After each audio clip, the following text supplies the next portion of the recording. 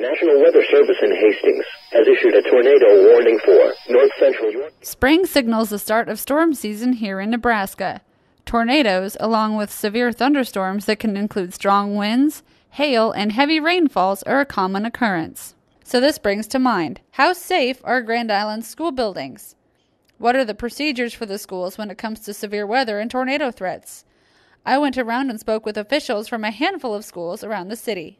Tornado safety, we've got basically 21 facilities, and so we've got 21 different scenarios of how the buildings are organized. But I would tell you our rule of thumb is that we will shelter in place with the kids in interior rooms with block walls, hopefully no windows. Sometimes we've got to use other areas too, corridors. We just try to make sure that those locations have very sturdy walls. And again, we try not to be at an exterior wall, but that's with that many buildings, it varies exactly where they'll be. A lot of times we use the restrooms. They typically have block walls, and they're on the interior of the building.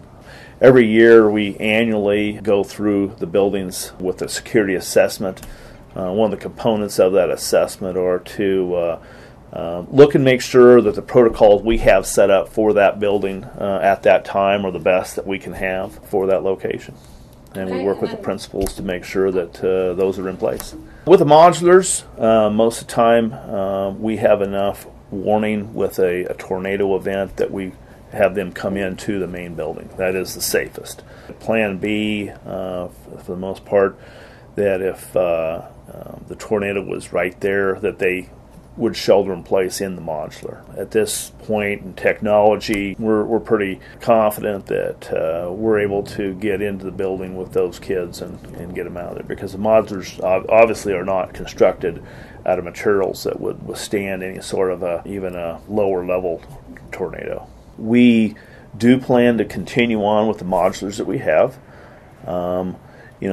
With the upcoming possible bond, we're able to move some of those modulars to other locations and use them, and then obviously with the bond make those buildings, whether it be expansion or new, make those a safer location for kids. We do an annual safety drill with the tornadoes. We always try to tie that in because the city also has a citywide practice, and so we time that with our buildings to coincide with the horns going off from the city, and so we typically do it once. We'll review it with staff prior to that so that they're ready and prepared to do that with kids.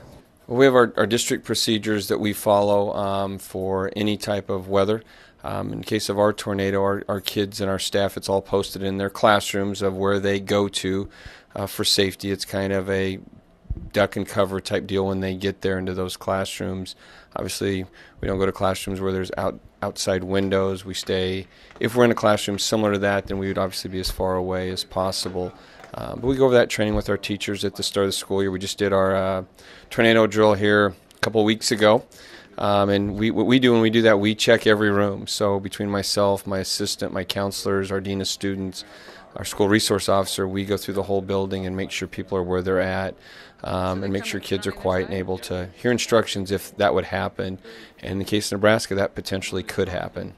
Most of our students, depending if they're on certain ends of the building, some are in our locker room areas.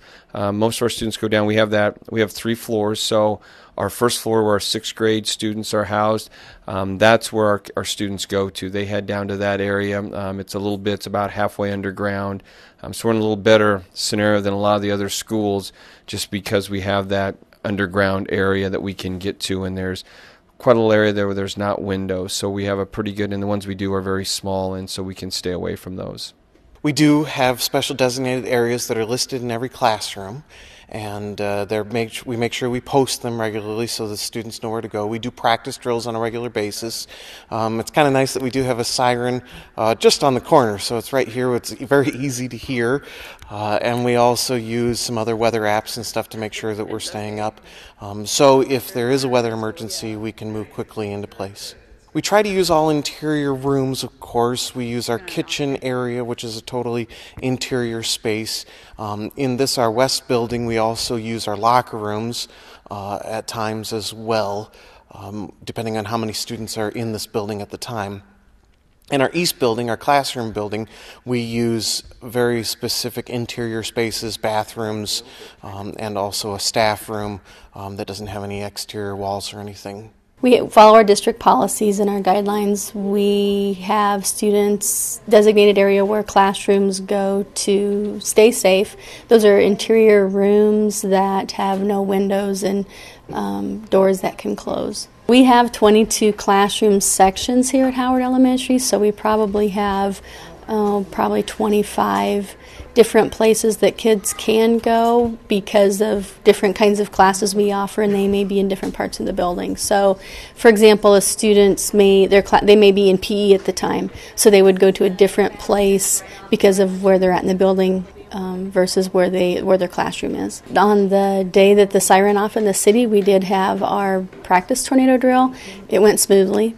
And the head custodian and I go around then and look at the kids and talk to teachers, see if they have any questions or concerns, or if we need to make any changes to how our drill would go. So it's very helpful to identify any issues or problems, just because the class sizes may change from year to year, and we may have new teachers that may need to be reminded or shown where to be. So it's good to do a drill just to make sure that everybody is safe and the spaces that we have are still accommodating those kids.